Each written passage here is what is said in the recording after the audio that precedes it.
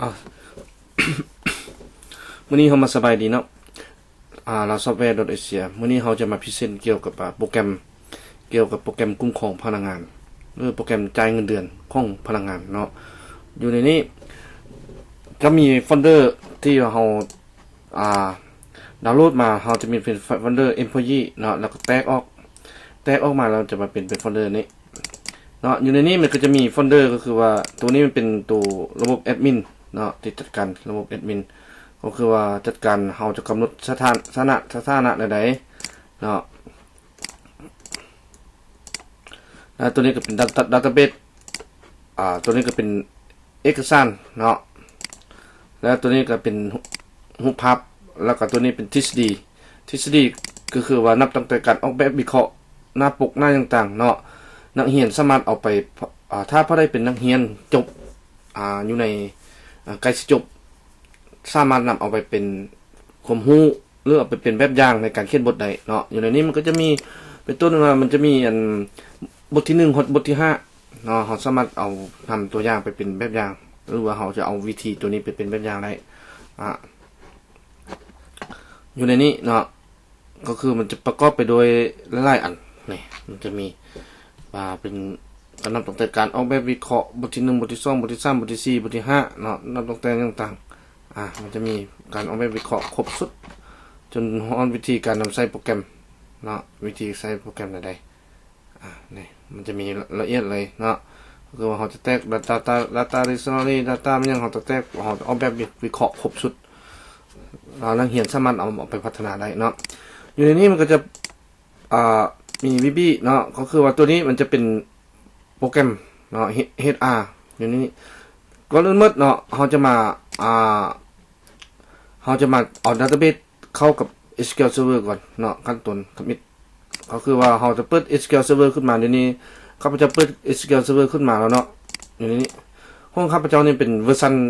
2012เนาะแอดเข้ามาเลยคลิกขวา Restore Database นะแล้วก็เลือก Device นี้แล้วก็เบาเนาะแล้วก็ Add เข้าไปแล้วก็เป็นเลือกเอา Database ที่เราปะไปใส่เนาะวันนี้ตัวนี้ข้าพเจ้ามีช่องเดียวเนาะจะมาไว้ช่อง C ก่อนอันนี้เป็นเลือกเอาช่อง C เนาะช่อง C มันก็จะออกมาเป็นเลือก all file ถ้ามันบ่เห็นเนาะเป็นเลือกเป็น all file มันจะ MPG นี่เนาะจะเลือก MPG แล้วก็ add เข้ามาแล้วก็โอเคเนาะท่านข้อมูลมันจะมานี่แหละท่านข้อมูลเข้ามาถือว่าขอท่านนิดหนึ่งเนาะมันกำลังทำงานโอเคก็คือว่าท่านข้อมูลของห้องเข้ามานี่แล้วมันก็จะมีตารางเนาะตารางต่างๆในนี้แล้ววันนี้เรามาเปิดโปรแกรมเนาะเปิดโปรแกรมขึ้นมาเปิดโปรแกรมตัวนี้ขึ้นมาเนาะเปิดขึ้นมาแล้วเราสามารถมาเปลี่ยนข้อมูลได้เนาะเปลี่ยนข้อมูลได้อยู่นี่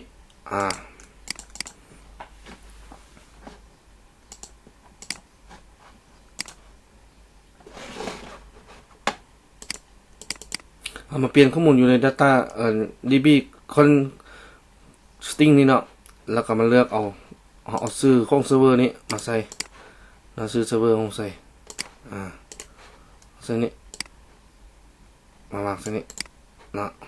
ถ้ามาผู้ใดใส่เป็นระบบ user password เขาก็สามารถใส่ตัว connect ตัวลุ่มนี้เนาะถ้าผู้ใดใช้ตัวถึงก็ได้แล้ววันนี้เราลองรันเบิ่งรัน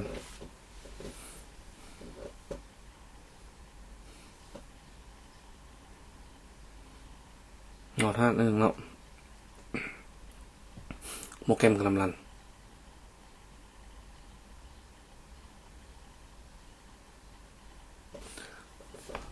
เราจะเปลี่ยนรหัสเราก็เปลี่ยนอยู่นี่นะเราก็เพิ่มtest รหัส test นะครับ1 2 3 4แล้วก็ enter เข้าไปล็อกอินอันนี้เนาะจะเป็นหน้าต่างของโปรแกรม นะหน้าตาของโปรแกรมเขาสามารถคิดรายเงินเดือนไม่ต่างๆเขาสามารถเพิ่มพนักงานอยู่นี่เขาเพิ่มคำนำหน้าซื้อเป็นต้นวัดเท้านาง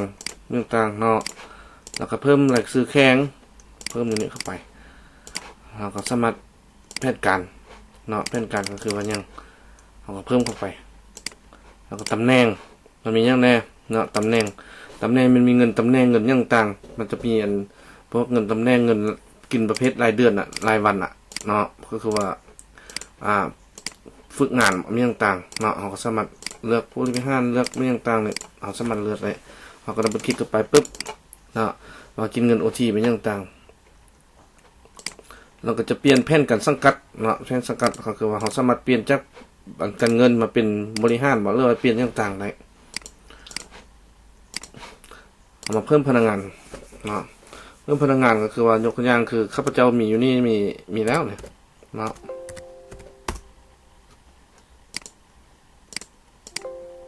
อยู่นี่มีแล้ว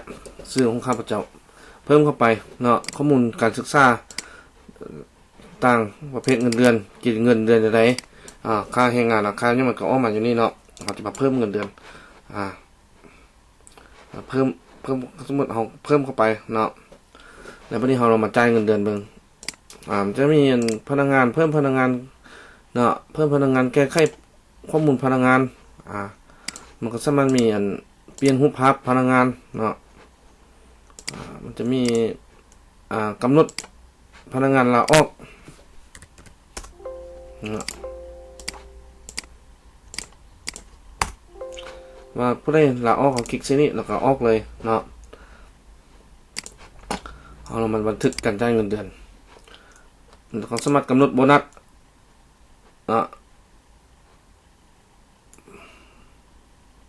สามารถเบิ่งโบนัสต่างๆเขาสามารถปรับปรุงโบนัสต่างๆอะไรเนาะ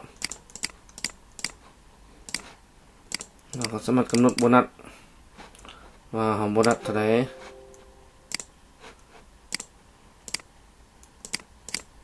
กำหนดโบนัสรายเดือนเท่าไหร่เนาะ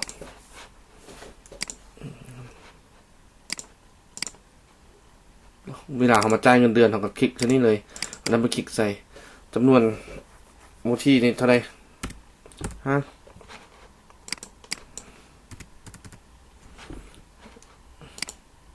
เงินประกันสังคมเงินยังต่อ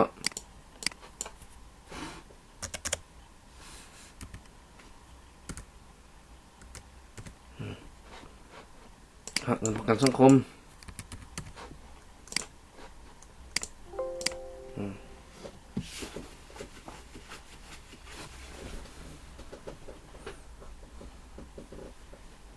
จะพิมพ์รีพอร์ตขึ้นมาเลยเนาะ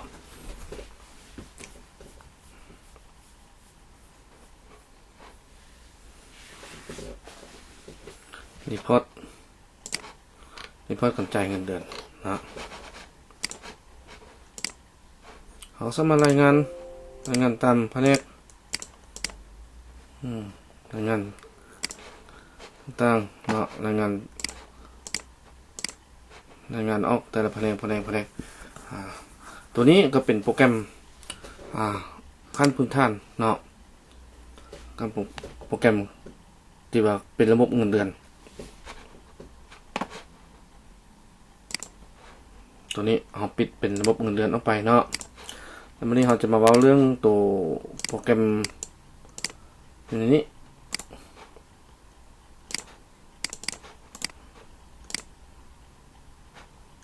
เนาะอยู่ในนี้เราก็จะมีโปรแกรม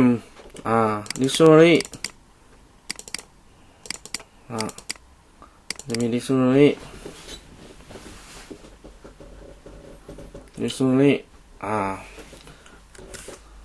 ตัวนี้ก็สามารถขึ้นได้เนาะ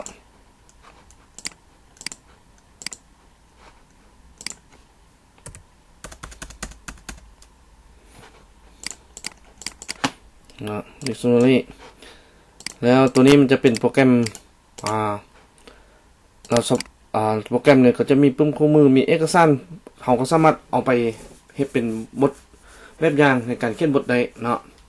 มันก็จะมีโปรแกรมนี่ เนาะโปรแกรมตัวนี้เขาก็มันจะรหัสการเปลี่ยนก็คือกันเนาะก็คือเขาสามารถเอาไปนำเฮ็ดบทพัฒนาต่อบทได้ต่อยอดได้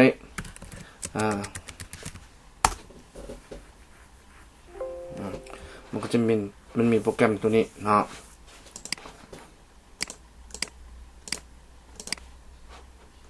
ก็จะมี5มินิมาร์กมินิมาร์กเนาะจะมีโปรแกรม5มินิมาร์กออกมาเลย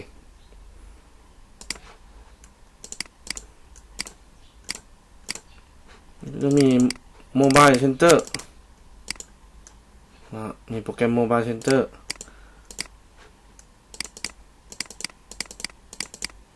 ดัตต้าเบสก็อยู่นี่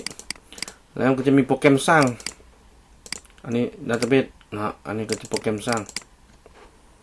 มันจะมีโปรแกรมสร้างขึ้นมา